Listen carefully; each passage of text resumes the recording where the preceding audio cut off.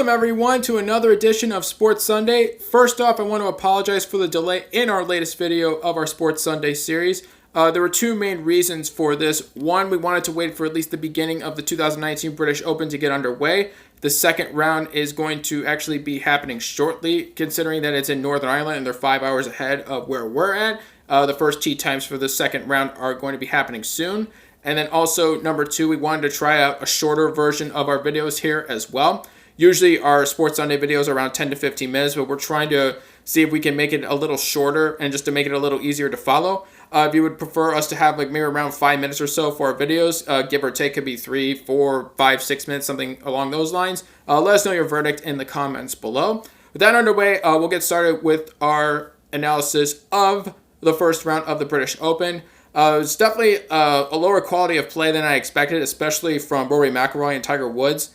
Didn't really expect him, especially with Rory McIlroy, the quadruple bogey in his first hole, and then also the triple bogey that he had in his last hole as well too. Other than that, he played comfortable on the course, along with many of other players that we have come to know that usually they actually perform well, but in this case, in Northern Ireland, they have definitely faltered at the beginning. Now, JB Holmes is currently in the lead.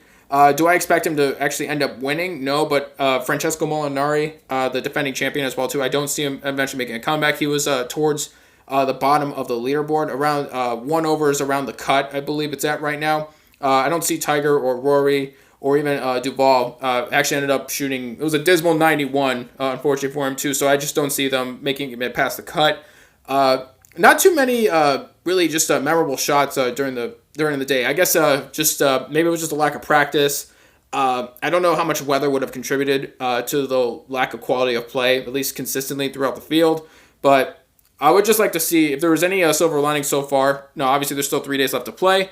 I would like to see a few other players that normally don't get much attention as well too, such as Alex Noren and then Robert McIntyre as well too. Alex Noren being from Sweden and then McIntyre being from Scotland. Success they've had right now too. They're towards the top of the leaderboard. Maybe somebody who doesn't usually get a lot of attention can end up winning the Open.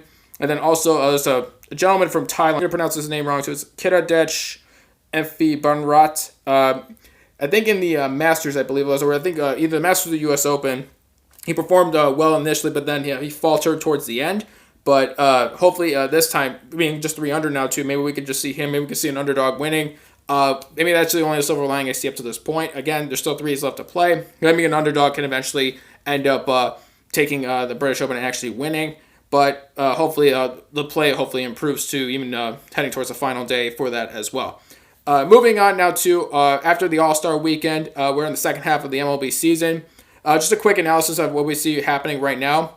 Not only do I see the AL wildcard race to be even tighter than it is now as well too, I see the Cleveland Indians making a push towards the AL Central as of right now.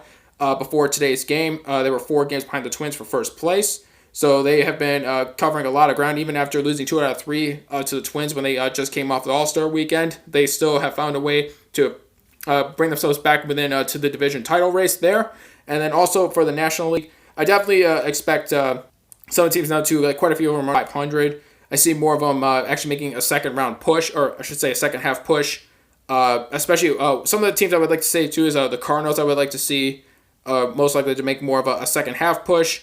I can also see the Cubs actually trying to make a challenge, at least for the NL Central, with the Brewers being on top.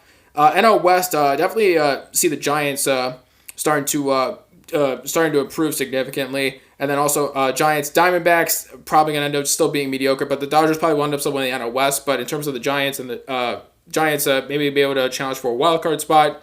Earlier tonight, the Nationals beat the Braves 13-4, so the Nationals are trying to get back towards the top of the NL East. Right now they're in second place, but hopefully we'll see even a more stronger push from the Nationals. They're probably one of the hottest teams in baseball.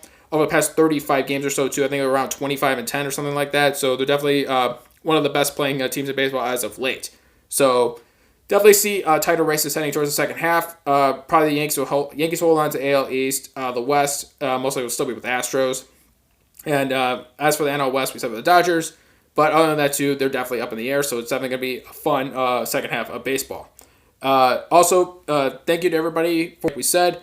It's going to be a little shorter, a little format out a little differently to have shorter videos than we normally do for our 10 to 15 minutes. Let us know, comments below, if you prefer this format. We want us to go to just the 10 to 15 minutes of length of videos we have for Sports Sunday. Also, for our next edition, we're going to be talking about the Big Three Basketball League as well, too.